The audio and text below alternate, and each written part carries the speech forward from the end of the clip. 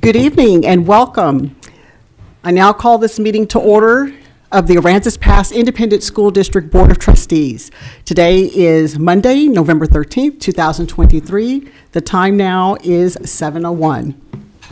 This evening, we will have Ms. Hill lead us in our pledges and Mr. Rector in our invocation. I pledge allegiance to the flag of the United States of America and to the republic for which it stands, one nation, under God, indivisible, with liberty and justice for all. Honor the Texas flag. I pledge allegiance to thee, Texas, one state, under God, one and indivisible. Let us pray. Lord, we come this evening thanking you for all the beautiful things in life you continue to bestow upon us. We pray you continue to bring us closer together as we increase our faith in you. We thank you for all the men and women of our armed forces who have served this great nation as we celebrated Veterans Day. We pray for your blessings on us as we prepare to celebrate our Thanksgiving holiday. Every day, knowing that you are a part of our lives, is the day of Thanksgiving. Now we pray and ask your blessings upon this meeting as we begin this evening. We ask all these things in Jesus' mighty name. Amen. Amen.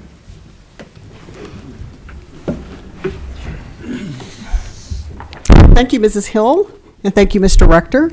And yes, thank you for including our veterans. And so if anyone here present today is a veteran, if you please will stand. A recognition for your service. Thank you again for your service. We're now at the point of our meeting where we will recognize take public testimony, and looks like we have none who have signed up. Anyone here for public comment? Okay.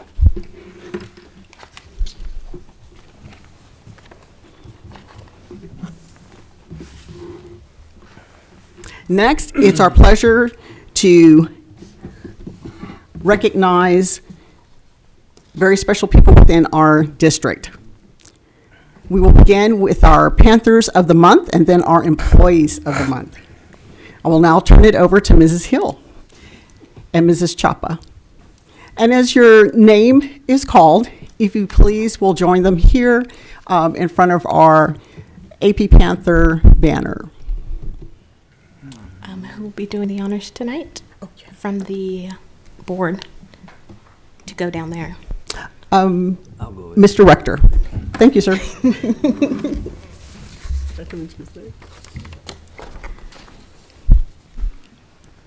All right, let's get this party started.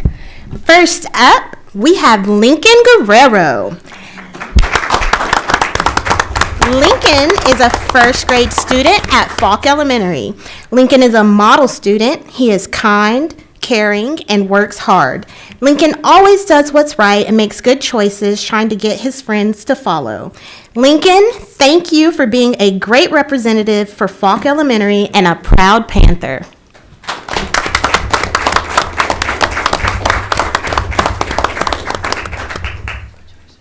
Next up, we have Judith Festervand.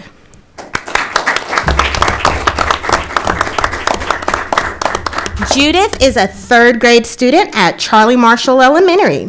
Judith is such a pleasure to have in class. She sets the example of what a great leader is and should be. Judith is the first to volunteer to help her classmates when they may need assistance. She exudes compassion, honesty, and optimism. She loves to assist her teachers by passing out papers and student Chromebooks, and you can often find her going out of her way to guide new students around a new campus. We are so proud to have Judith Festervand as our Panther of the Month.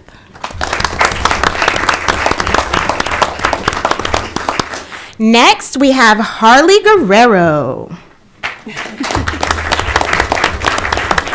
Harley is an 8th grade student at AC Blunt Middle School. Harley sets the standard at AC Blunt as an athlete and student. She is a self-starter who holds high expectations for herself in the classroom and on the court. Harley consistently turns in high-quality work and is a role model for others. We are proud to name Harley our Panther of the Month.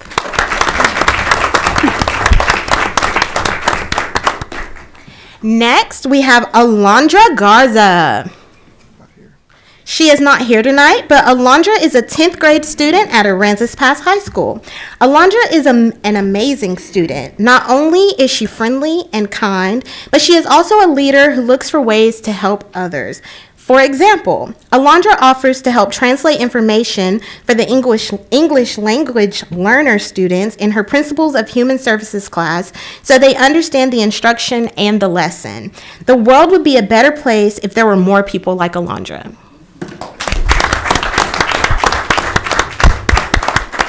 Next, we'll move on to our Employees of the Month. First up, we have Joe Gonzalez. Joe is the security officer at Falk Elementary.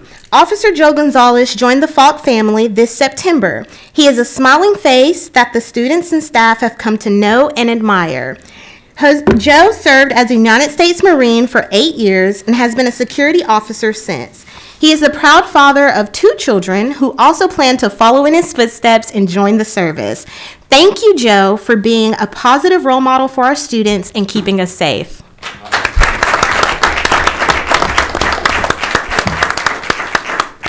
Next, we have Betty Stark. Betty is a paraprofessional at Charlie Marshall Elementary. She is a devoted individual with an unforgettable, outgoing personality. She is the first to volunteer to assist and help out with any event on campus. She cares deeply for each of our students, and her focus is not only on their academic growth, but also socially and emotionally. Her presence brightens everyone's day. We are proud to have Betty Stark as our Employee of the Month.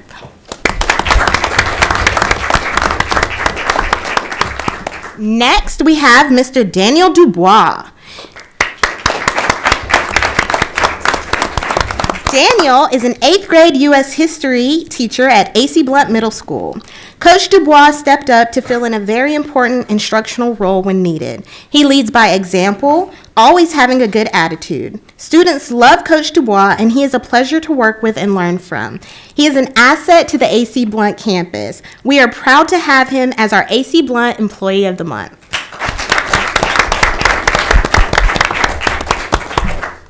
Next, we have Mr. George Hernandez. Mr. Hernandez has been chosen as the Aransas Pass High School Employee of the Month. He is an incredible teacher who is dedicated to his students and his profession. He always has a smile on his face, a Viva las Panteras on his lips, and does whatever needs to be done for the betterment of his students. Mr. Hernandez is what makes AP High School such a wonderful place to come to work every day. This nomination was not made by another employee, but rather by a group of students who wrote this nomination and gave it to Mr. Romes. That is a true testament to the incredible impact Mr. Hernandez is making on the lives of his students.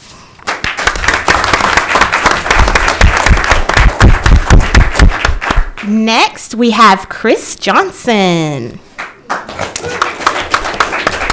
Ms. Johnson is the Director of Special Programs for Aransas Pass ISD. Her knowledge and expertise have been crucial in the district's compliance with our many grants. Ms. Johnson helps to maximize grant funding to offer the best possible opportunities for our students while managing the special program department to ensure some of our most vulnerable student population receive services and access to an equitable education. Thank you, Ms. Johnson, for your hard work.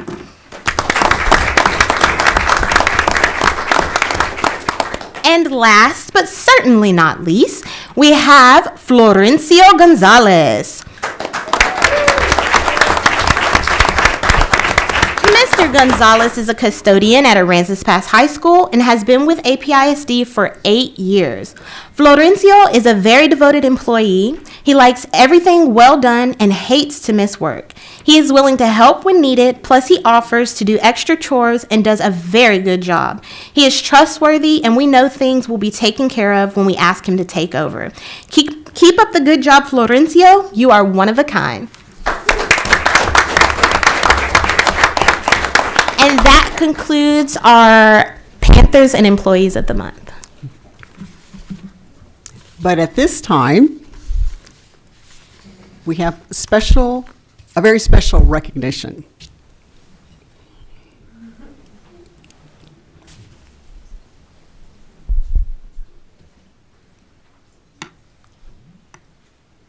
There's Sally.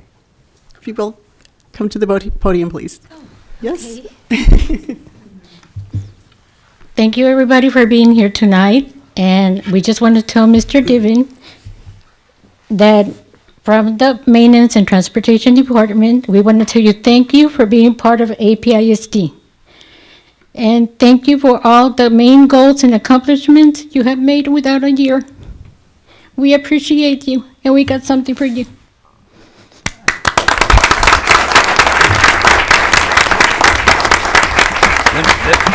Let me read out here what it says.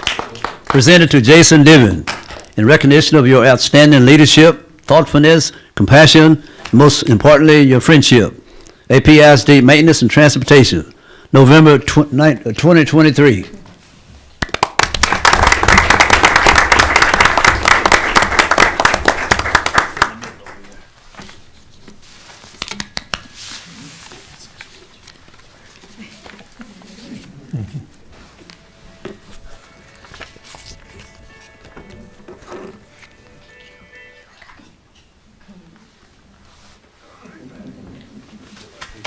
I just want to say, Sure, yes. I couldn't do it without any of them.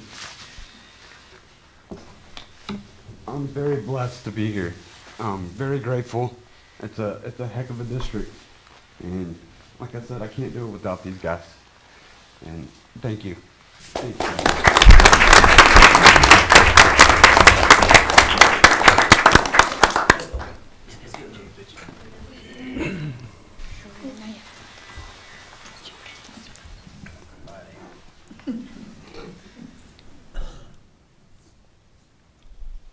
I got to go tricking me.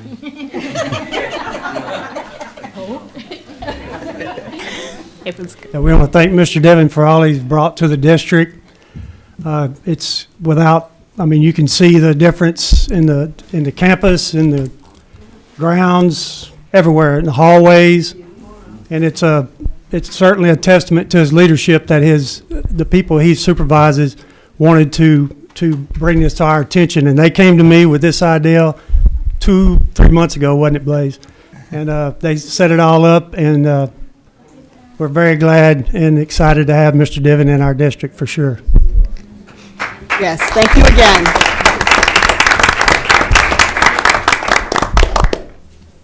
We appreciate all the hard work and good work and camaraderie within our Panther Nation. And we want to encourage our Panthers of the Month, our students, to keep up the good work. Thank you for being great students and athletes and role models in your grades and for your peers. And you're more than welcome to stay and be a part of our meeting tonight. But we certainly understand if any kiddos need to leave this evening. So we'll just take a pause and transition in preparing for our presentations this evening. Thank you. Appreciate everything.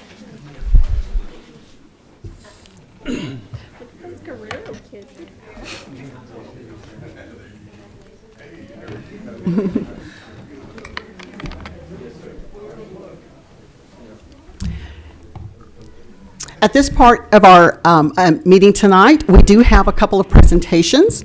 And first, we're pleased to hear from our city manager, Mr. Gary Edwards, on behalf of the city of Aransas Pass, and he will be talking to us this evening about the comprehensive plan. Mr. Edwards, if you please, will join us at the podium.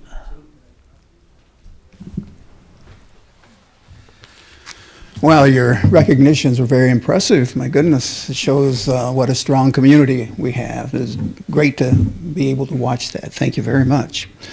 We're here to give you some information. That's the purpose of our visit here tonight. We have a very short PowerPoint that we'd like to accompany this presentation. I want to introduce City Councilwoman Carrie Scruggs, who's with us tonight. Also,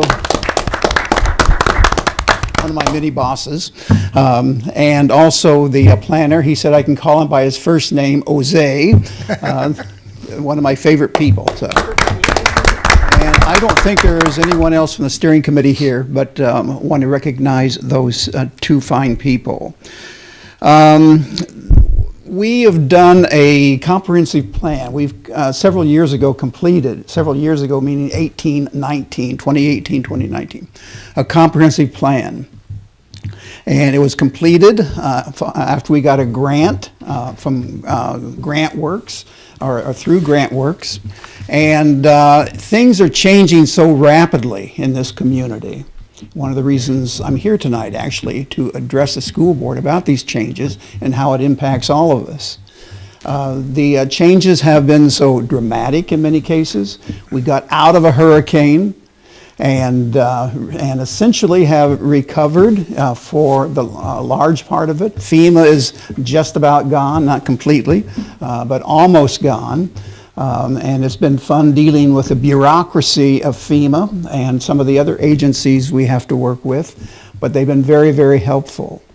But with that and with those, the recovery effort, there have been a lot of changes in the community. I was interviewed for this position and I came in 2 weeks before the hurricane. So I know what the community was like just a few days prior to the hurricane. And then I came here about 2 weeks after the hurricane, is when I began my work here. So there have been a lot of changes, to put it mildly. I've worked with a number of cities. The changes have been very dramatic. And now we're doing an update. That's what I'm here to talk about. We call it Navigate 2044. And the 2044 is a 20-year period from now. By the time we finish, it'll be next year. From now until, for 20 years, that takes us to about 2044.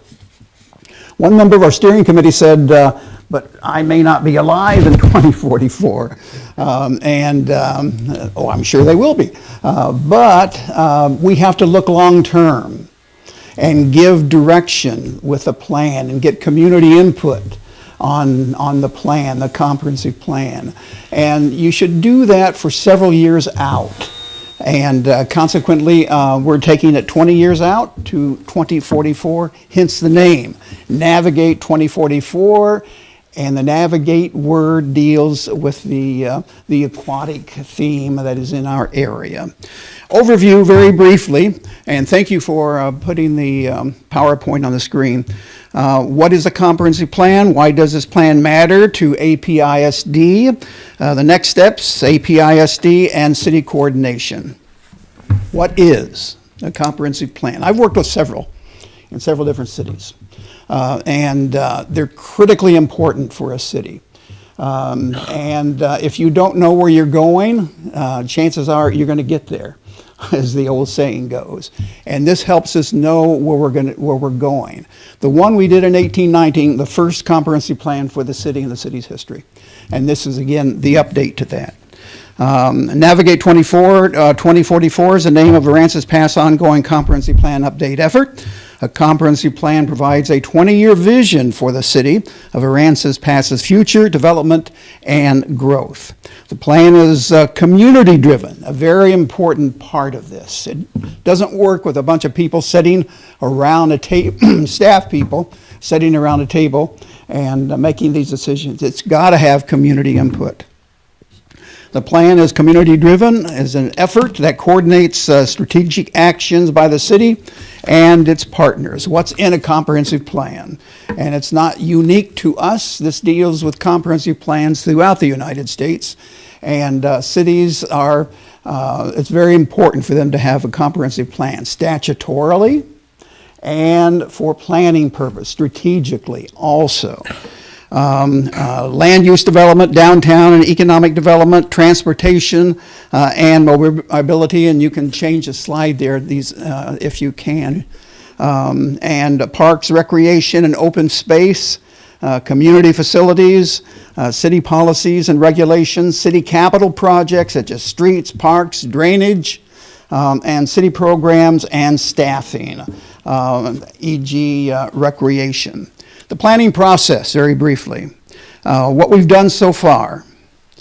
Community Workshop 1, that was held in September. In Community Workshop 2, October-December period.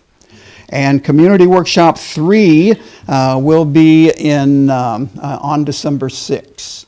And I believe there'll be a fourth one also. And that date is not set as of this moment. Those workshops are critically important. We get people from the community. We advertise through multiple sources that the meeting is going on, and everyone in the community is welcome. And we encourage you to participate, because that participation is critically important. Why does this plan matter to APISD? Our students are the future of our community, as we saw tonight, and see every day. You see it every day. Encouraging civic leadership and involvement in the community's future, creating a city with an opportunity for next generation, and creating gainful employment opportunities, and supporting our workforce. What types of jobs will we encourage through economic development? We are a member, I'm on the board of directors for the San Patricio County Economic Development Commission. And that organization handles economic development for San Patricio County. Of course, as you know, our city is in 3 counties. But the largest portion is in San Patricio County. Economic development is critically important, and concentrating more on the youth and the future of the youth in our community, to keep youth here, is one of the goals of this comprehensive plan. What types of jobs will we encourage through economic development? How do we encourage our best and brightest to stay in our community? And coordinating APISD student transportation and facility investments with city plans, roads and sidewalks, safe routes to school. The Safe Routes to School is an interesting grant program. Something I've dealt with before, and we have received a grant for a path that's going through town right now. That's was completed about 2018. And we've been trying to get more grant dollars. That is underway as we talk, to get paths, sidewalks, et cetera, in the immediate area of the school campus. And you've been very helpful. There's one we applied for about 3-4 years ago. We did not get that, but we're continuing to try, and eventually we will get that grant to get sidewalk walking areas right in the immediate area of the school and leading to some neighborhoods. So that is being worked on as we talk. Enrollment projections and new facilities, or reuse of vacant facilities. These are things that we anticipate we would look at.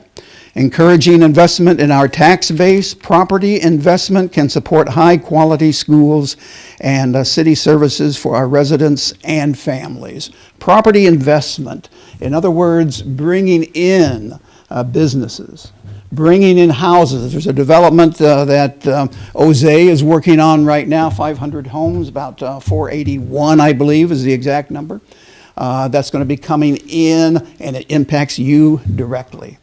And they'll be coming in out by the new bypass that they're building right now. Those 481 homes, they'll be doing them in phases. And I believe in 3 phases or 4 phases, but 3 or 4 phases, I believe. That's property investment. And the only way that retail is attracted to a community in larger numbers is rooftops. That's it. Those rooftops have to be there. Plus, we have an added feature here in Aransas Pass. That added feature is the central location. We are centrally located. That's the reason the theater came here. That's the reason Lowell's is here, they came in several years ago. And the big reason for Walmart, although other communities have Walmart, other communities don't have a multiplex theater, don't have a Lowe's. It's because of, Harbor Freight here because of the central location. That's a big selling point for this community. It helps with that investment into the community, helps with the tax dollars in the community. And growth impacts both jurisdictions, as we've been talking about, both the school board, the school community, and the city. And very briefly, I'm about finished, the next steps. Getting the word out to APISD families. If there's a way for you to encourage families that you're in communication with, that would be very helpful to attend the meetings that we have. Again, the next one is December 6th. And there's going to be another one after that. That date, as I said, is not yet set. December 6th, believe it or not, is about here. And when I heard people up here talking about Thanksgiving, it's just hard to believe that Thanksgiving is here. Well, December 6th is just around the corner also. Any help you can give us to encourage people to attend these, we need. Any plan, not just us, any plan needs that community input. Setting up facilities and transportation planning, coordination discussions, that's part of the discussion related to a comprehensive plan, the facilities in a community, transportation in a community. Engaging students in the classroom. Presentations or exercises in the high school social studies class would be delighted to help out with that if there is an interest in that. Coordination opportunities. Next community workshop, as we said, December 6th. Planning and research is anticipated to continue through January 2024. And target date for the plan completion is March of 24. Again, this is our comprehensive plan update. And actually, the update, I think, is going to be just as important, in some ways more important, because that's addressing the changes that have occurred and are occurring in our community, thanks to everyone in the community. Elected officials here at the city and citizens also. Bottom line, your help as far as getting people to the community events, next one December 6th, that would be greatly appreciated. We need that, and a lot can be learned by the people who attend, and that would be good information to bring back to the school. If there's a way we can help out as far as talking about this, and we have an excellent consultant working with us on this, and they're up in Austin and Houston. And it's something that we're very lucky to have them. And they can help out as far as any presentation if there is that desire. Bottom line, want to make you aware of what we're doing and how it impacts you. And I appreciate it, and thank you very much. Any questions? Trustees? Where will the meeting be held at? I'm sorry, I didn't hear. Where will the meeting be? December 6th, where's the meeting place? Good question. Thank you very much. At the Civic Center. All the meetings are at the Civic Center. What time? Okay. Any other questions? What time? We start at 5:30, I believe. Yes. Yeah. Yes. 5:30 to 7, the Civic Center. Yes. Thank you very much. I appreciate your time. Thank you. Thank you for coming and providing the information and encouraging not only the Board of Trustees, but our families who will directly be affected by the furtherment of the compensation plan. Thank you. I mean, comprehensive plan, not compensation, comprehensive.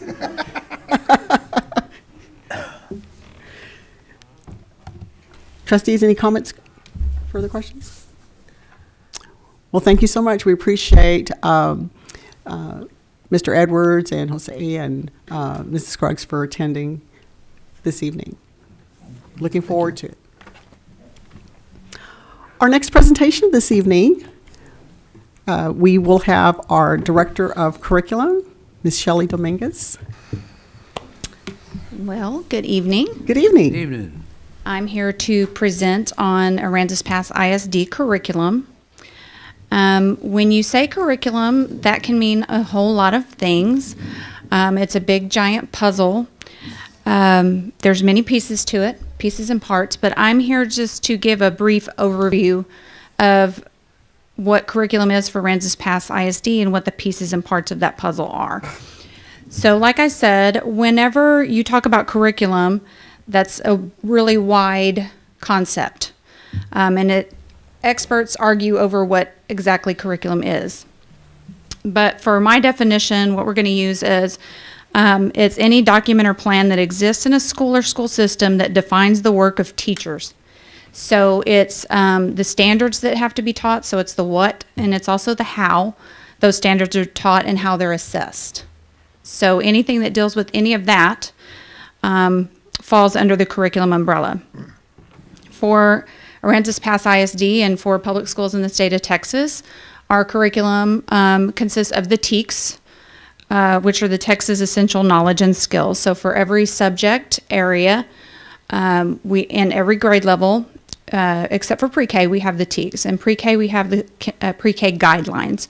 And that tells us exactly what needs to be taught, the content for every subject at every grade level.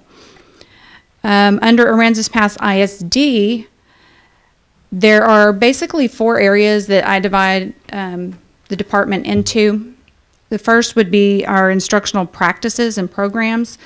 So our instructional framework, which is the how things are taught.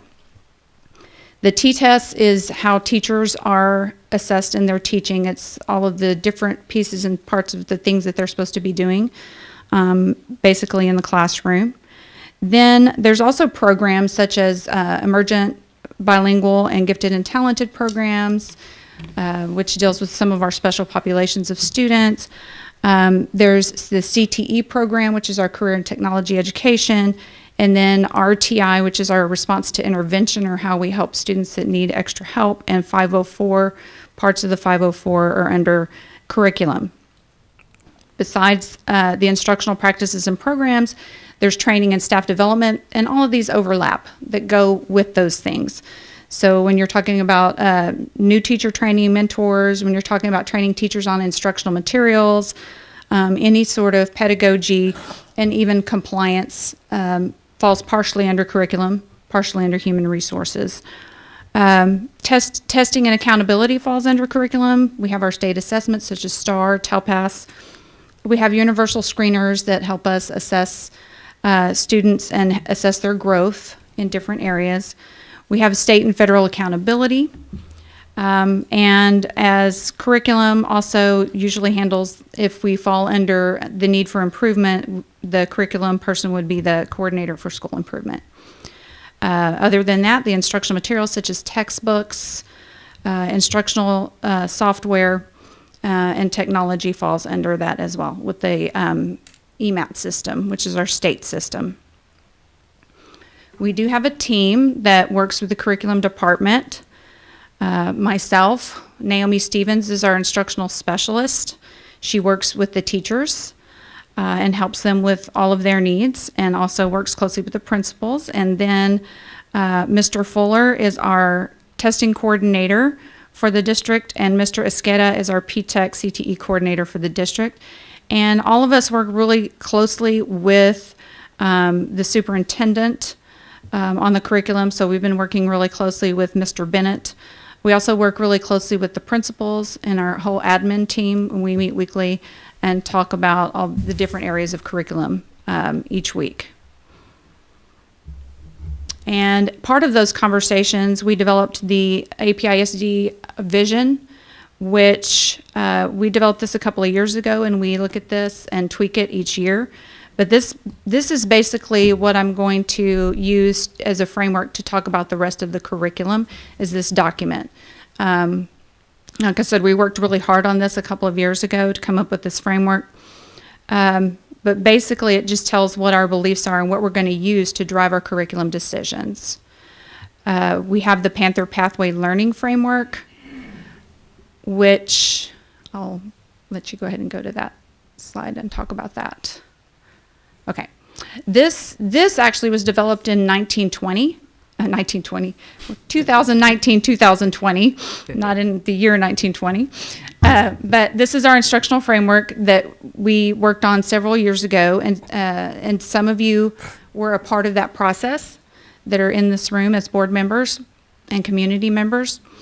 We worked really diligently with our teachers, with our administrators, with our community, to develop what we wanted instruction to look like in Aransas Pass ISD, and that is our Panther Pathway. So this is a big part of our vision. It has our instructional framework on it, and also our learner profiles, what we want our students to leave Aransas Pass ISD being able to do. And that was created in 2019-20, and we've still been using this framework. Also important to us is the fundamental 5. So the strong instructional practices piece, one of those pillars, is this. In every classroom, when you go in and observe instruction, you're going to see pieces of the fundamental 5. In fact, you'll see framing the lesson written on the board in almost every classroom that you walk into. So we believe really strongly in these instructional practices. We've had training. Our principals have given training on their campuses in these, and we've had district training on this as well, on these practices. We also use strong materials. The TEACS resource system is a system used statewide. Not every single district uses it, but a vast majority do. And it gives us basically our scope and sequence of what is taught when. So it takes the TEACS and breaks them down month by month, unit by unit, to let us know a basic timeline of when these standards should be covered.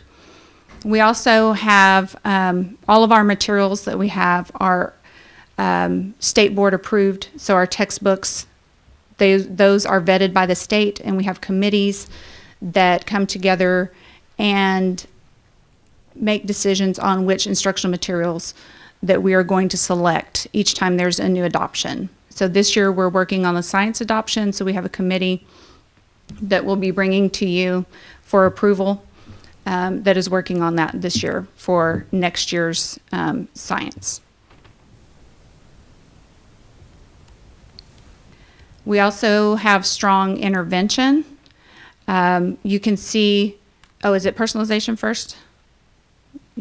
Okay, personalization through blended learning, which is one of our initiatives that rolled out a few years ago with some of our grants, integration of technology and adaptive instructional software. So what this is about is about taking our students where they are and getting them where they need to be. So we work on identifying what their needs are and propelling students that need extra help, helping them to accelerate, but also giving what the students that are at grade level or above grade level what they need as well, so that we're not leaving anybody behind and everybody's able to grow. We also have strong intervention. I put some snippets of some schedules there from some of our campuses. We do intervention in a variety of forms. Some of it is high impact tutoring. We have win time, cell time, tutorial and enrichment time. We have STAR classes at the high school. We also have ACE, the ACE program, which is our after school centers for education. And then we have summer schools that we run each year to provide the intervention that students need. You also see Zern and Amplify. Those are two vetted programs by the state that we were using to help with our tutorial program. And we also have strong support. So we believe really strongly in supporting our teachers in the work that they do. So we provide that through various forms also. Every campus does PLCs or professional learning communities, and the principals lead those. We have instructional coaching through our campus administrators, our district leadership as well, and also our instructional specialist, Ms. Stevens, works with that. We also have mentors assigned to all new teachers to the district. And this year, which is a new, not totally new, because we've had teacher leadership groups on every campus before, but we have a new focus on some leadership groups as well that we're developing on the campuses to help support our teachers. And then I was also asked to talk a little bit about grants. And again, grants is another big thing, and there's many different parts to our grants that we deal with. But what I prepared for you basically was a timeline of grants that we've gotten since 2019 and then kind of projected that out, along with looking at which ones are competitive and then which ones are formula grants. So the competitive grants would be the ones in blue.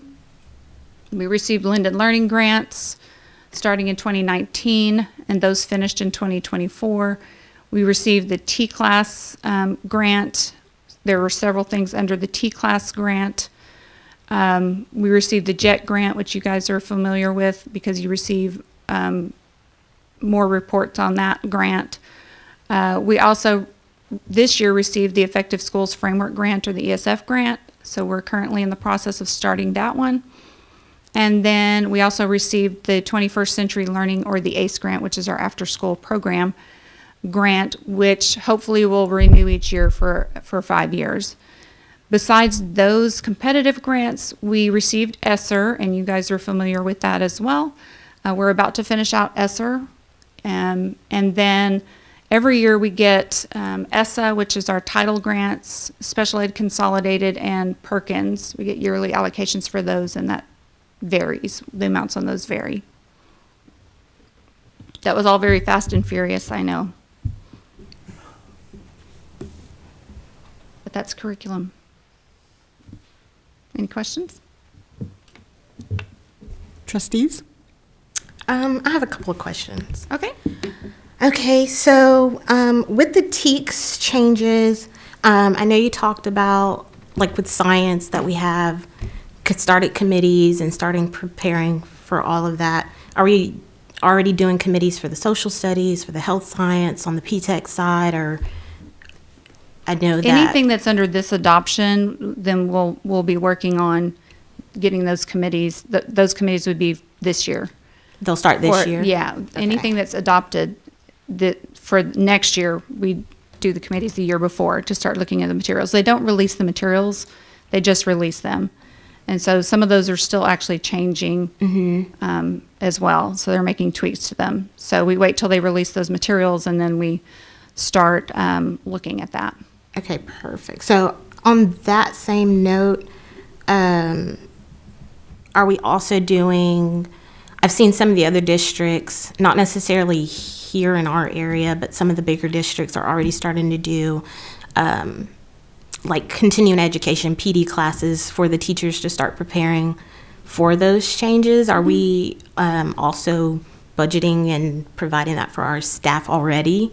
Since some of those have already started, are we doing any early on, or are we just now getting our feet wet with it? We've had some teachers that have attended some of the, we haven't done a full scale, but we have some teachers that have attended those trainings at different region centers. And then we're also using the committee, the Science Adoption Committee, to help work with their campuses. So I asked for lead teachers from each campus. Okay. So they're to work with each campus on working with the teachers on what those changes are going to be and to help them prepare for that. Okay.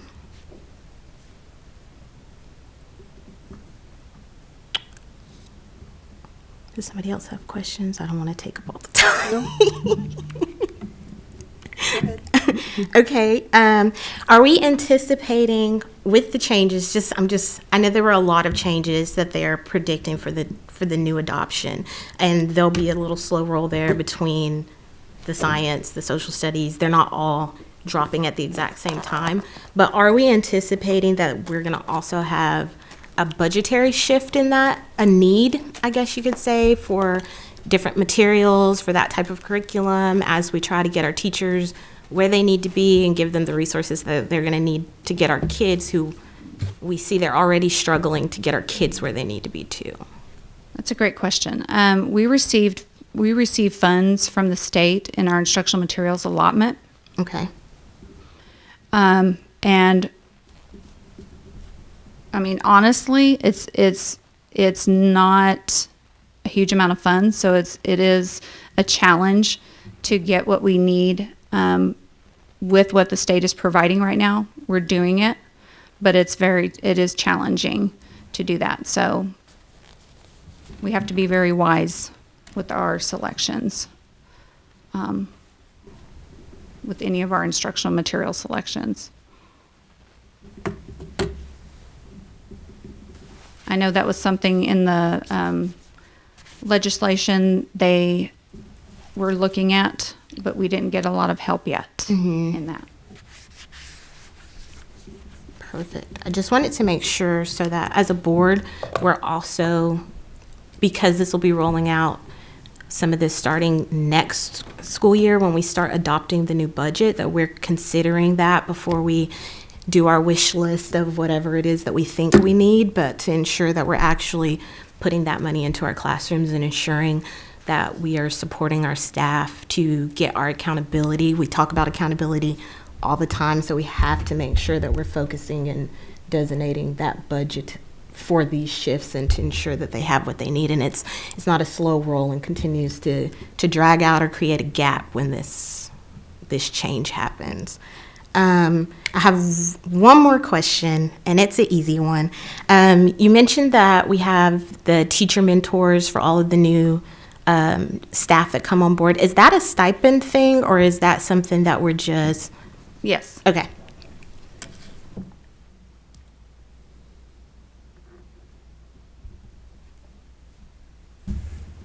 And to follow up on the training and resources for staff, whenever these are adopted and rolled out, is that being provided regionally or online? How do we, in what ways can our staff obtain that training? Are you talking about training in general or training on something specific? Something specific regarding Curriculum? curriculum. Like the materials that we're choosing? It's not provided regionally. The districts are pretty much have arranged their own training for the new materials. Okay. And so that's We done can in-house? Mm-hmm. Okay. Mm-hmm. We can use some of our IMA funds for training on any new materials that we select. So they do allow us to do that.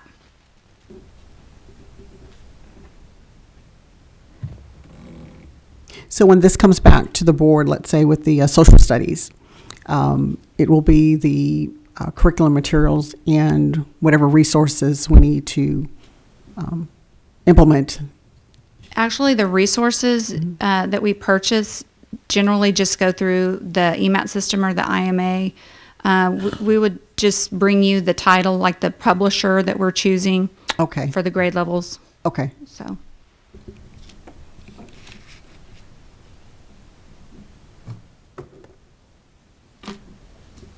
And just an estimate of when, a month or so, when that would come back to the board? I have a timeline that I can share with you Okay. that I've prepared. So I will be glad to send that out. Okay. So Thank you you. can have that.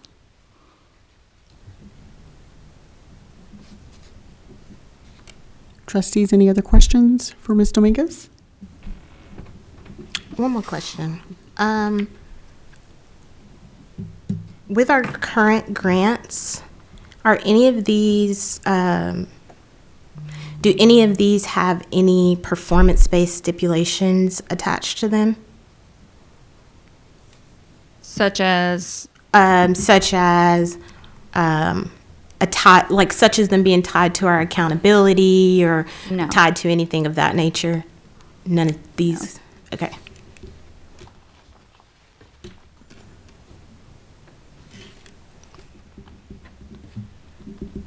Any follow-up there, board? Well, thank you, Ms. Dominguez, for coming and giving us the overview and giving us a status on grants. And we just take this opportunity to thank you for your years of service here and commitment to Panther Nation. Thank you. Thank It's you. been a pleasure.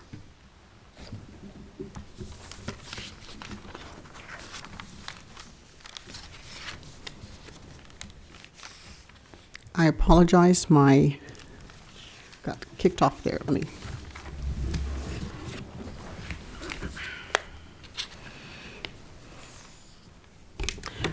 Okay, next we will roll into the, next on our agenda is the superintendent's report. Mr. Bennett. All right, we start off with the enrollment report, and this is from mid or late September to present to 11/10. We are at 1724 for the district total at 93% attendance rate. It's a few more, it's approximately 3 students more than last month, and we're down just a touch on attendance, which is pretty normal for this time of year. And then you see the totals for each campus there. We are maintaining pretty good. We turned in 449 on snapshot. We're at 447. That's for high school. AC Blunt's at 385. That's really close to where they were last month. Charlie Marshall at 397. That's just one student different. And then Falk, 495. They're growing. A lot of kids there. But that's pretty much the report there. 1724 is our total enrollment at this time. Yeah, one question. Why, do we know, if we have any data to support or any from the high school perspective, why historically, for about the last year and a half, ever since COVID, they've just not bounced back as far as the attendance rates? It's always kind of the lowest one on our chart every week is the high school. So, yeah, I know it's a hard job up there to get them to come to school, but, what are we doing? We're doing type of programs to try to get those kids to attend school? They are constantly doing attendance checks. They have attendance committees. We have the AEP program where if kids are having a little bit of trouble here, a little trouble there, they can go where they can work at their own pace. OFSD for students that have at-risk issues or possible dropouts can go to OFSD. But it has historically been our probably the lowest, which is understandable. Those kids, they can drive themselves, more likely to miss for various and asunder reasons, whereas these others, campuses, the parents usually drive the kids to school and drop them off. And that's just the nature of it. But that is actually, this year, it has been, fairly high and consistent. This is just one of the lowest times, which all of them are down a little bit compared to last time. So there's really, it's pretty relative to the attendance rate across the district. But there are programs in place, and y'all were holding committee meetings last week, I believe, that they keep up with all the attendance, and then they call the kids in that may be at risk, and with the parents, and they sign off that they understand the consequences of not coming to school. So we got a lot more. I take it from that we're having contact with the parents to make sure that we're trying to find out if there's something we as a district can do to get them to school, to attend school. What kind of problems they're having. Constantly. Yeah. And they get the automated every day when they miss a class. It automatically calls parents.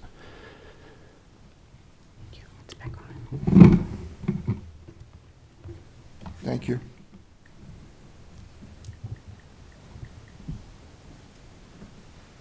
Okay, our next item is the JET grant status update. Let's see. Yeah, if you have any particular questions, Mr. Skada can help. But basically, I believe what you're seeing there, Health Science JET grant shows all the equipment that's been received to this point. Really, we're waiting on the electrical system to be completely finished, and then it will be complete, I believe. Then the welding grant received again. You see all the list of the materials that we've gotten. Really, one item it looks like left to come in, and then again the electrical system. Once that's done, that will be completed. I know at one time we had the deal on the transformer is that falling through, or? It's supposed to be Saturday, correct? So they actually got one coming now? It's actually here in Range. So would that be a big part of getting electricity, or is it just a lot more things we got to work on to get the other than that? We get the transformer there. Is there other things we need to start? We're looking ahead to work on to get that electricity to those places need to go to. Biggest thing that is the panels and the gears, but the main electrical system is about 95% done. All the hardware, the conduit and everything to make that's just the gears and the panels, and that's because it's just the supply chain.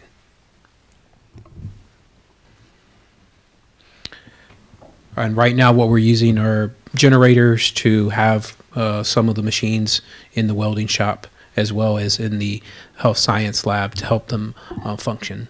So we're not losing any time for our kids to valuable time in the welding shop. Did we anticipate having to use the generators? Or is that something that just popped up this semester? That was Mr. Divin stepping up. No, my question is, what was the projected timeline for that to be completed? Did we anticipate having to have the generators? I don't know if anticipated, but we knew that we were going to be, we figured we could get some of the equipment. There was still some electrical into the gym that we were going to get it together, but Mr. Divin, as I said, stepped up and got us some generators that we could practically run almost the whole gym, and the health science, still working on that. And the funding source for the generators? The funding source for the generators? The board is working with us with those generators. H&E Equipment also is going to be working with us with those generators. I understand, but the funding source, what's paying for it? Where's the money coming from? Is it part of the grant? Is it coming out of our operating budget for this year? Where are the funds coming from?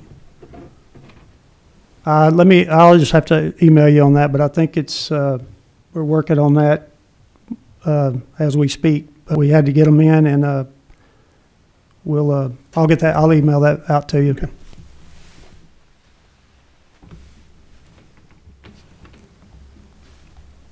And on the reimbursements, how's that holding? I know that they started off with a really nice turnaround time on getting those reimbursements back to the district. Is that still holding? Health science, we've received everything that we've gotten back except for electrical. Welding, I sent some reimbursements this past week. I don't see any holdups. We'll be getting those numbers back, probably those amounts in the next couple of weeks. They're very good about the turnaround time. Okay. Thank you. No problem. Trustees, any other questions, comments? Staff, anything further? Thank you. Thank you. Thank you. Continuing on with our agenda.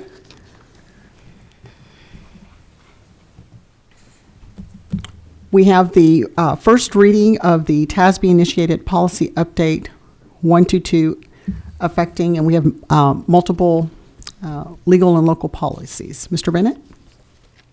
Okay, let me see if I got this. Yes, this is just the first read. It has them listed there. Give you time to look over them, and then we will be bringing those to the board at the next board meeting. But this is just the first read, so you have all those with all the pertinent information where TASB has initiated this policy update and provided information, and will be brought back for adoption at the December regular board meeting. At this time, trustees, from what we have under the first reading, the notes and explanation, are there any questions? I only got one, and I know one of the policy deals, one of the legislators deal was that there's a timeline for the chaplains. The board has approved some resolution to allow us to do that, and it's 6 months from the 1st of September is the deadline we have to do that. So we need to take a look as a board. Do we want to incorporate that into a resolution so it gives us the availability to have religious chaplains actually do some counseling in the schools? if we need to do that. Because after that 6 months, I don't know if we're able to do it or not, the way the House bill reads. So just something we need to look at, so make sure it doesn't fall through the crack in case we want to do it. Right, and again, you can, the way that's worded, if you did decide to do that, you could pass a resolution and not ever use the chaplains, but you could, You gotta have it. but you gotta have it.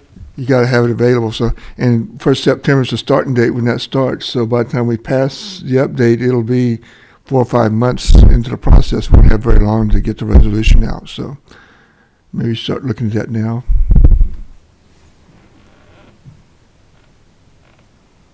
That's the only question I have. Okay. Trustees, any other questions on any of the policies at this time? And Mr. Bennett, these are, for the most part, effective September 1 unless it's stated otherwise, correct? Yes, ma'am. Okay, thank you. If there's nothing further on if there's nothing further on the legal and local policies,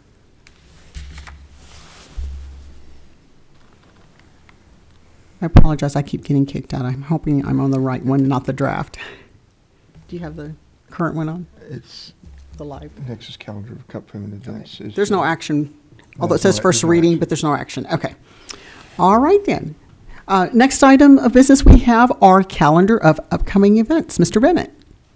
Okay, I believe you have those listed there. The only change, we did not do the kindness night because of the weather. And one addition tomorrow at the high school, is it calling it Career Day? Career Day at the high school. What time does that start, Mr. Roms? 10 o'clock. 10 o'clock. Career Day tomorrow at the high school, okay, at 10 a.m. And then, as you can see, it's just that time of the season. A lot of events going on at the different campuses, and of course, we'll be out. School will be closed next week for the Thanksgiving break, 20th through the 24th. And any additions or things that come up, well, Blaze can email those out. Make sure everybody's aware.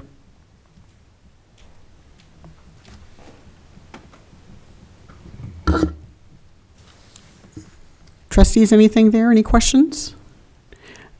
If not, we will move on to our financial reports. Ms. Chapa.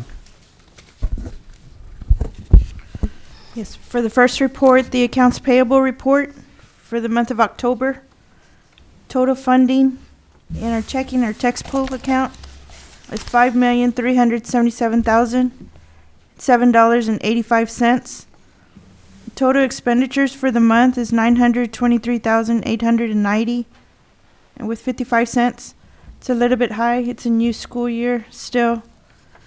We're bringing in the items needed for the school year at the beginning of the year. The next report, the budget status report. Total revenues that have come in from local, state, and federal is $3,970,653, 21% of our budget. Expenditures, $3,195,270, 17% of our budget has been spent. Still showing a positive balance. Our budget status report for food service, $123,495 has come in. $240,910 has gone out. And this is, we have a surplus where we have excess funding of over 3 months where we're bringing down the expenditure, we're bringing down the fund balance in food service. So that is the reason why it's higher on the expense side. For the debt service, we have $30,298 that have come in. No payments are required at this time till the month of February and August. The third report, the tax collection report for the month of October. The new tax statements have gone out. We've received $56,329 of current property values. And as for delinquent,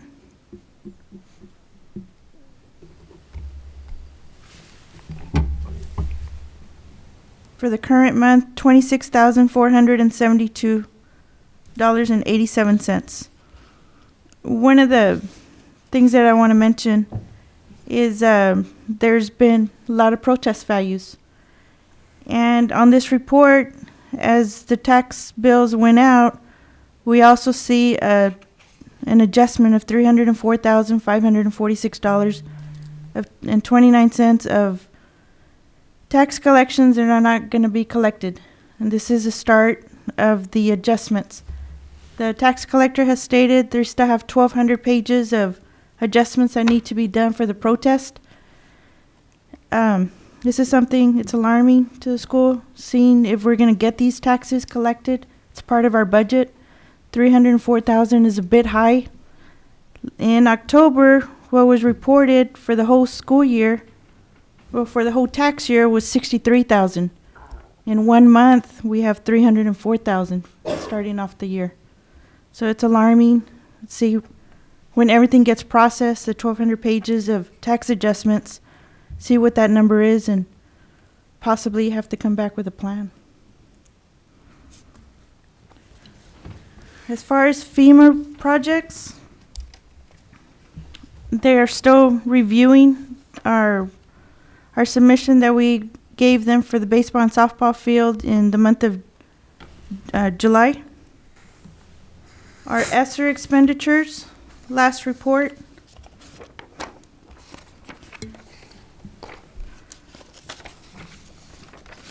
We submitted a claim in the month of October for $10,179, and the month of November, $26,777. Our ESSER balance that we still have remaining for drawdowns is $54,216. That is all I have. If there's any questions. Trustees, any questions on any of the reports covered by Ms. Chapa? I don't have a question, but I do have a comment, mostly for the board. On that tax collections report, as Ms. Chapa was talking about how that number changed drastically, I just wanted to remind everyone that the other month when we had the tax board paperwork come through, this is why it's very important that we ensure we have a space in those rooms. Because when they're appraising these properties and giving us these astronomical increases, we base our budget off of that. And that's what's hurting us right now, is because they don't understand the implication of that on our school budget. So just so when we see those things, even if we think our couple of votes aren't important, they are. And this is why. That's all. I have just a question to follow up on that. So the 304,000 in adjustments that would reduce anticipated tax revenue to the district. They let you know that there was approximately 1,200 pages that they still have to review. Did they provide any type of time frame? Till November, the November tax report. That they needed time to input. But we don't know how long it's going to be before they finalize that adjustment number. The majority will be in November. It will, okay. And then a separate question is, any word yet on settlement and state revenue? We have received a final, a TEA preliminary final. The auditors are working on it. They have stated that possibly they'll bring you the audit in December. We always get our audit in January, so the final number has been given, and it has been included, will be included in the audit report. But we have received that from the state? Settlement, yes. The settlement, okay. We received it in September, the final settlement, but it's included in the August audit report. because it was realized in 2022-23 school year. But what about this fall? The funding for this fall, we received payment in September and October for 23-24 school year. Okay. But we also received in September the settle up for the prior year. For the prior year, yes. Okay.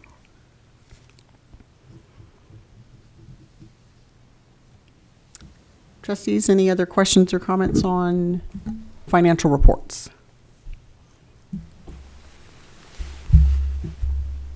All right. If not, we won't get a little tongue-tied. We will move into our next item, which is board updates. At this portion, I'll ask Ms. Hill to update us on the board code of conduct and operating procedures review committee. All right, so the Board Code of Conduct and Operating Procedures Review Committee, man, that's a mouthful. We had our first official meeting actually this morning, where we collected some different information and ideas from each of the committee members. So now what we're doing, everyone is pulling their most important topics that they would like to see from those other districts. Basically, we pulled board operating procedures and code of conduct from districts from Houston all the way down to here to our neighbors, just to see if there's something that we're missing, if there was any places that we could add clarification for our duties or any type of activities that we thought that they may be doing to help them be very functional and operable. So the current plan is that we will be editing that document, our current document, here in the next week, and then we will have an update for the board that you guys will receive before the next meeting. And at next meeting, we will be ready to discuss the changes that the committee sees fit to implement, for us to start finalizing that post board goals, post our board goals meeting as our team of 8, so that we can move forward, because those will be the last pieces of that document. And just for clarification, so when Ms. Hill says that the committee finalizes, they're going to be finalizing their recommendations to the Yes. board, but the board collectively will review whatever the committee is preparing and polishing up as a document for the board to not only review, discuss, and then whatever the board desires as far as adopting or ratifying portions, leave it the same, reaffirm the existing document, or revising through an amendment. Thank you, Ms. Hill. Trustees, any questions or comments for the committee? Oh, can I add something? Sure. The committee did discuss that when we do our board goals within that meeting, so this is just something for everyone to kind of go home and think on. We also will need to look at our mission statement. So if each of you could take the time to look at our current mission statement, so that when we do our goals, we can ensure that our mission statement properly aligns with the goals that we're setting. And if that needs to be updated, then we would like to do that collectively as a board at that time. So are we talking about doing that in a workshop? Is that what you are talking about? We were thinking that could fall in when we do our board goals training. I don't know if we're going to do that. We haven't discussed if that will be a workshop, or how we're going to tie that in. Normally it's done in a workshop when we do our So goals. we thought that since it's one sentence, so we thought that that'd be the perfect place, and it's the same page on the document. It's actually the mission statement, the motto, and the board goals. They all just boom, boom, boom in that order. So we thought that when we do the goals and we understand what our new vision is, what that's going to look like as a team of 8, that would be the opportune time to ensure that everything aligns with the visions and goals, and that we're correcting it across the board. Understand. So yes, the format would be a workshop. Yeah. The one thing that I'm going to propose, and I know you and I talked about this the other day, is as we're looking out to the future, and let me back up. When we set our initial goals several years ago, we had several milestones that we wanted to meet by certain years, and we knew that as we went down that road, that those would more than likely change. It's been a couple of years since we revisited that, but while there are board goals and we start talking about hitting milestones and targets, it also affects our leadership team. Absolutely. And I think, in looking back when we first did it, I think maybe we weren't as comprehensive as we should have been. We should have probably invited them into that meeting with us, because if we're going to set goals for their campuses, we need some input to know whether the goals that we're setting are unrealistic or not. I mean, for us to set a goal and say you're going to hit 80% reading level, I mean, maybe we're 10% off and it's not realistic, you know. We need to have that input with our team as well. So just food for thought that we may think about inviting them with us for a portion of it. Absolutely. As we start that conversation. I think that's an excellent idea, especially since we have previously discussed how the board goals and the district goals are separate but affect one another. So to ensure that there is an alignment there, I think that's an excellent idea.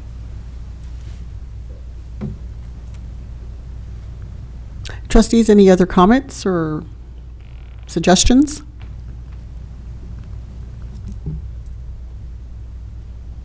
Well, thank you, committee. Looking forward to further discussion and review before our December regular meeting.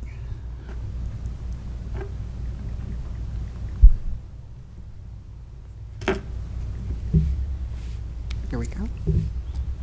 We're now at the portion of our agenda, which is the consent agenda. Our consent agenda consists of the following items for board consideration and action. Minutes of the October 9th, 2023 regular board meeting and the October 9th, October 11th, October 12th, and October 17th, 2023 special board meetings. The minutes have been provided to the trustees. Trustees, does anyone want to pull any minutes for discussion or revision?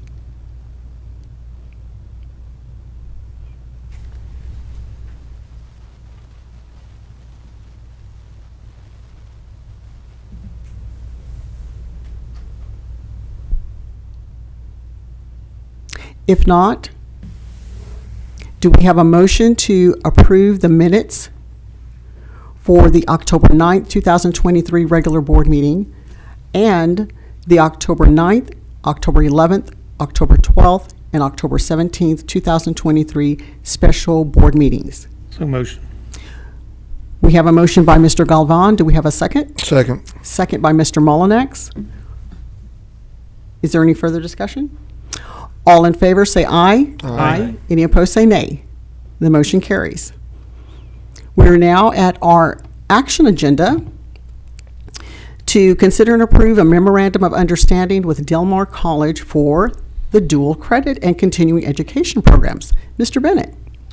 Okay, this is the MOUs that we had to get some couple wording things straightened out, but we finally have them. The annual MOU with Del Mar College for the dual credit and continuing education program is there for your consideration, and of course, our recommendation is to approve the memorandum of understanding with Del Mar College for dual credit and continuing education.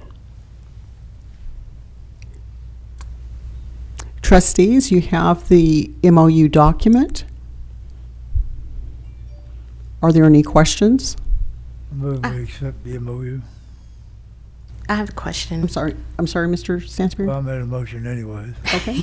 If we make it hold for just a moment. You can still talk after the motion's made. It's okay. It's a quick and easy question. So We'll both talked at the same time, so that's why I didn't hear you. inside of the partnership responsibilities, there was one little bullet point about us advertising the dual credit program, a marketing plan, and it being posted on our website. Where exactly will that be on our website? Do we have a... I would say if it's not on our website, it'll be on our website. It'll probably be posted on the high school area where counselors, somewhere under CCMR of our dual credit offerings. Okay. Yeah. Perfect. So that's the high school webpage on the district's website. Okay. Perfect. Any other questions? Mr. Stansberry? I'm just waiting for somebody to second my motion. I'll say. I didn't hear your motion. Your motion was to approve the MOU? My motion Okay, was to okay. approve the MOU. So we have a motion by Mr. Stansberry to approve the memorandum of understanding with Del Mar College.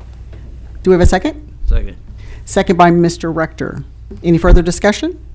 All in favor say aye. Aye. Any opposed say nay. Motion carries. We have another MOU, next item. Consider and approve memorandum of understanding with Del Mar College for the Pathways in Technology Early College High School PTEC dual credit and continuing education programs. Mr. Bennett. Right, this is an MOU that we're required to have for our PTEC early college high school continuing education program. And again, that's provided there for you to see. And then, of course, again, our recommendation be to approve this memorandum of understanding with Del Mar College for the Pathways in Technology Early College High School PTEC dual credit and continuing education. Thank you, Mr. Bennett. Likewise, trustees, you have the MOU before you. Are there any questions?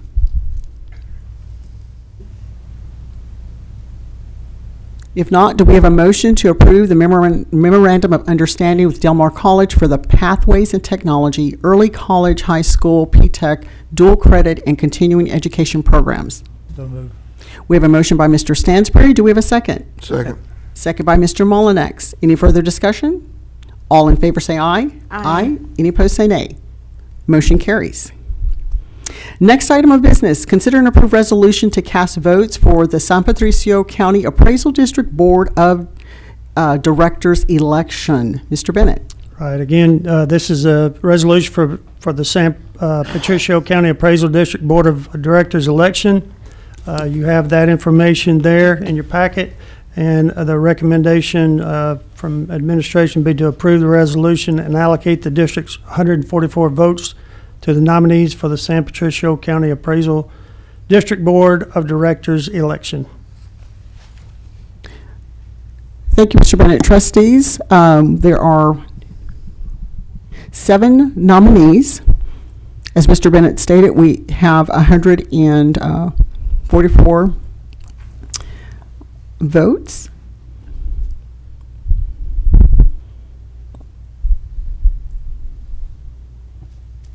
We do have the discretion to cast those votes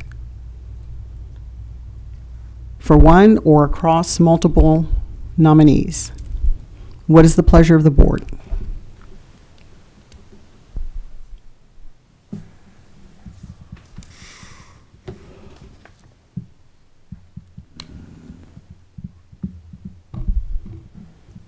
The Divide them up.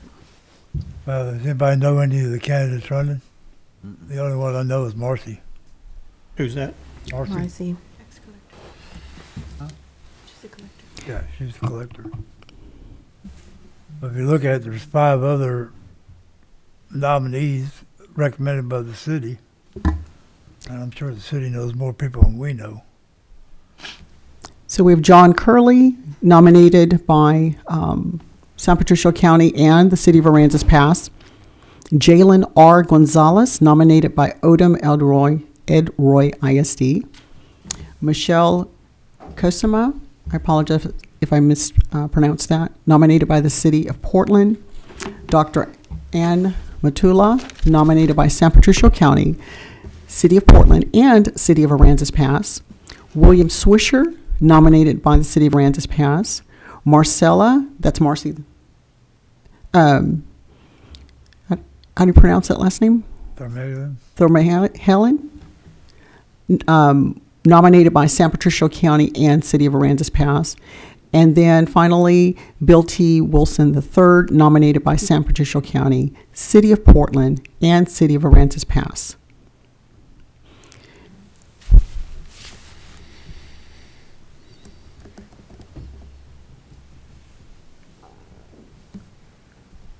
Well, I make a motion that we kind of follow the City of Aransas Pass and split it 3 ways, just evenly between it. But there's 3 of them, well, just 5 people, but the City of Aransas Pass voted for 3 of them, right? Yeah, I recommended Five those. of them. We got 5 votes for the city. So, 5 people from the 5 city. altogether that our City Council nominated, and those are John Curley, Dr. Ann Matula, William Swisher, Marcella Thorma Helen, and Bill T. Wilson III. We can just kind of follow along with the city, the ones they voted for.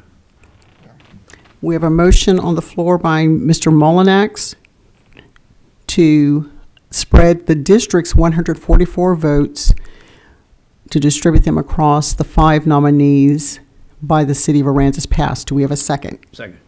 Second by Mr. Rector. Any further discussion? Ms. Hill. I have a question. Yes, ma'am. So this voting ballot is actually due December the 15th.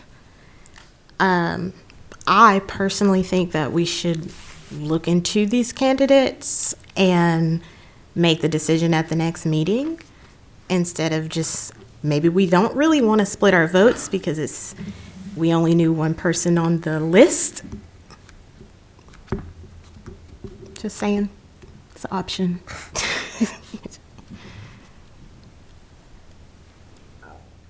Yes. If you split it 5 ways, it's 28.8. That's what I was just doing, yes. Yeah.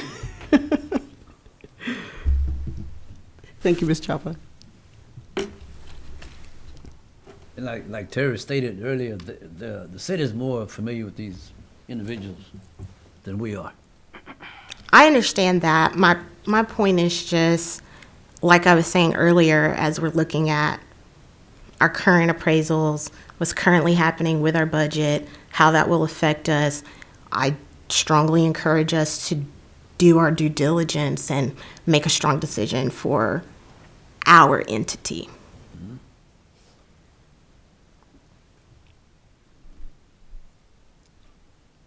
Because I don't think the city wants us to fail, but they have their own separate budget. They're looking at taxes for completely different things than we are, so.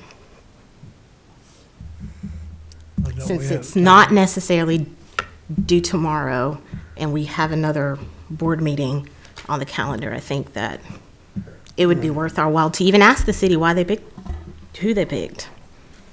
I'm gonna table it for next month. That would be my recommendation, but if we decide to vote, I'll vote. Yeah, but Mr. Stansbury had a comment. has a motion been made? We have a motion by Mr. Mullinax, second by Mr. Rector, and we are in discussion. Okay, well, we can vote on it. In my opinion, we vote on it. If vote fails, then we can go someplace else. Any other discussion, comments, questions? So we have a motion and second to cast the district's 144 votes across the 5 nominees by the City of Aransas Pass. In doing so equally, that would be 28.8 votes. Everybody 28, just not even use 4 of them. We have to use all 144. Okay, give 4 of them 29, 1 of them 28 then. I don't care.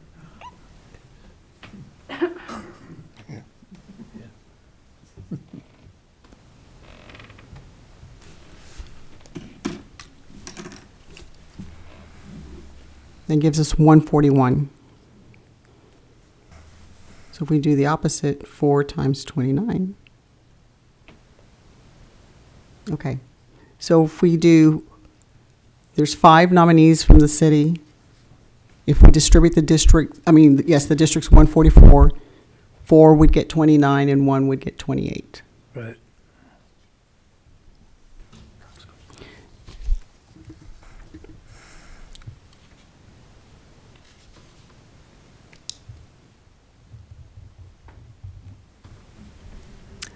Do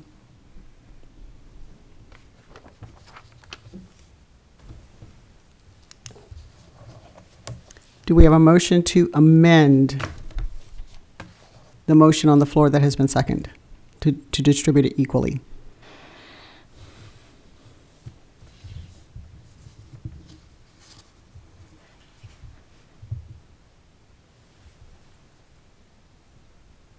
Because we can't distribute it equally.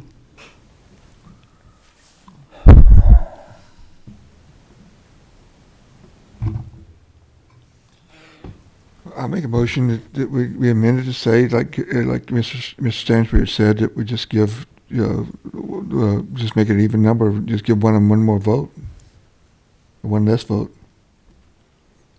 We need we need an amendment to specify who would get the 29 and who would get the 28 so that we can complete the ballot. Okay, I'm gonna make a motion. We have to amend the motion that's on the floor first. Or I can call the vote and see if it fails. Okay. All in favor for the motion on the floor to distribute the district's 144 votes equally among the 5 nominees from the city of Aransas Pass. All in favor say aye. Aye. Opposed say nay. Nay. All in favor raise your hands. All opposed, raise your hands. Okay, so we have a motion that just passed to distribute it equally, which means 28.8 votes.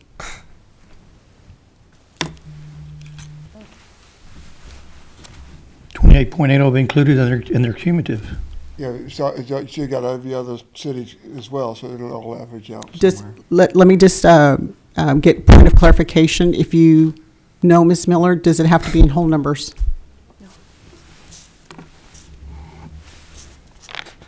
It didn't say that it had to be in whole No. numbers. It didn't say that it didn't have to be in whole numbers. So- 28.8. Let me just, for clarification, the motion carried, right? The motion carried to distribute equally among the 5 nominees for the district's ballot. If it is acceptable by the county that it's 28.8 for the 5, that's fine. If not, the item would have to come back on our December 13th regular board meeting. Correct? Okay. All right then. Anything further, trustees, on this item? Okay.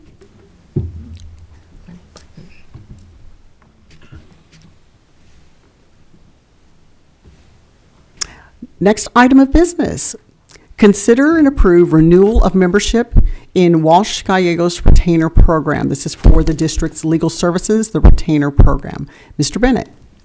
Okay, this is the annual retainer renewal packet from Walsh Gallegos, and they have the list that you have in your packet of 11 items there that come with the renewal. Our recommendation from admin would be to approve the legal services retainer agreement with Walsh Gallegos.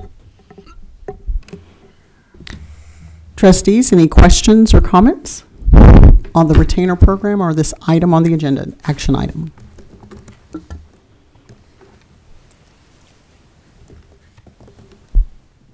And for the record, the formal name is Walsh Gallegos Trevino Kyle and Robinson, PC.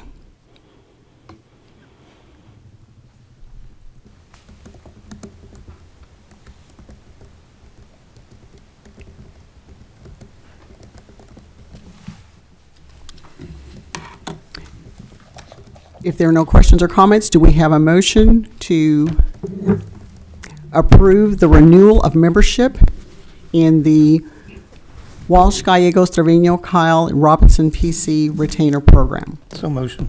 We have a motion by Mr. Galvan. Do we have a second? Second. We have a second by Ms. Hill. Any further discussion? All in favor say aye. Aye. Any opposed say nay. The motion carries. Trustees, we are now at the portion of our agenda for topics for future meetings. Does anyone have a topic for future meeting?